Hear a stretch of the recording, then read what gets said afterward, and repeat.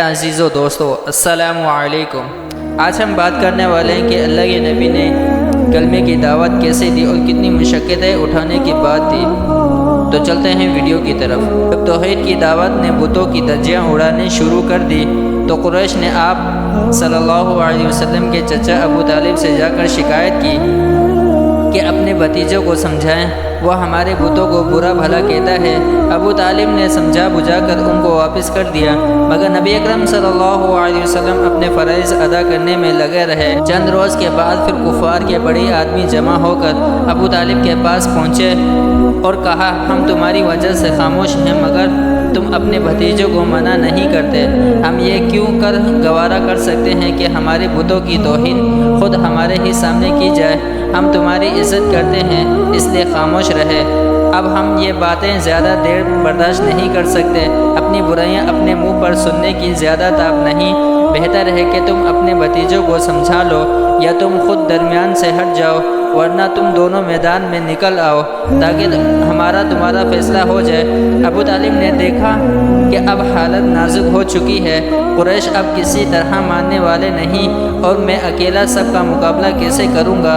آخر مجبور ہو کر نبی اکرم صلی اللہ علیہ وسلم سے سارا حال بیان کیا اور کہا، اے چچا کی جان، آنکھوں کی ٹھنڈک، مجھ پر اتنا بوجھ نہ ڈالو، میں اس کو اٹھا بھی نہ سکوں۔ نبی اکرم صلی اللہ علیہ وسلم نے یہ سن کر آنکھوں میں آنسو بھر لائے اور فرمانے لگے، چچا جان آپ کیا فرماتے ہیں؟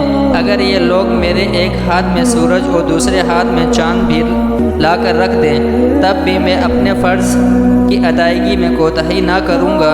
اے اللہ تو ہی اپنے کام کو پورا کرے گا یا میں اس راہ میں قربان ہو جاؤں۔ آپ کی ان باتوں کا اثر ابو طالب کے دل پر اس قدر ہوا کہ ان کو بھی کہنا پڑا، اچھا اپنا کام کیے جاؤ، کوئی شخص تمہارا کچھ نہیں بگاڑ سکتا۔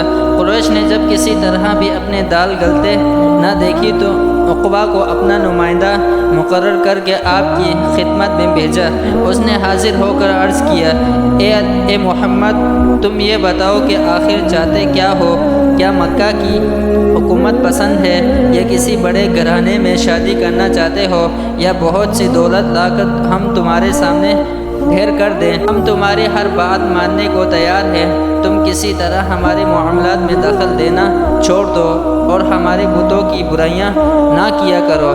حضور اکرم صلی اللہ علیہ وسلم نے ان تمام لالچ دینے والے باتوں کے جواب میں صرف یہ فرمایا، میں تو اللہ کا پیغام لے کر آیا ہوں، جو چیزیں تم پیش کرتے ہو مجھے ان سے کیا تعلق؟ پھر آپ نے قرآن مجید کی چند آیتیں پڑھی جن کا ترجمہ یہ ہے، اے محمد کہہ دو میں تم ہی جیسا آدمی ہو مگر مجھ پر وحی آتی ہے، کہہ دو تمہارا اللہ بس وہی ایک خدا ہے، لہٰذا اس کی طرف رجوع کرو، نیک کام کرو اور اس کے ساتھ کسی کو شریک نہ کرو۔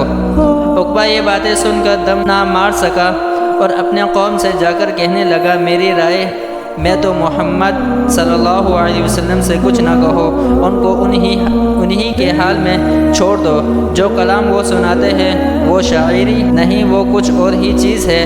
اگر وہ اپنے مقصد میں کامیاب ہوگے تو اس میں تمہاری عزت ہے اور اگر ناکام رہے تو خود بخود تباہ ہو جائیں گے۔ مگر قریش نے ضد اور سرکشی کی وجہ سے عقبہ کی نہ مانی اور نہ ان کی رائے سے اتفاق کیا۔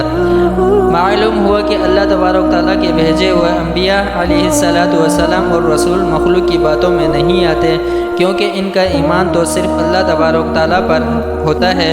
لہٰذا ہمیں بھی دین کی صحیح بات اپنے ساتھیوں کو بتاتے ہوئے کسی کا بھی ڈر اور خوف نہیں ہونا چاہیے۔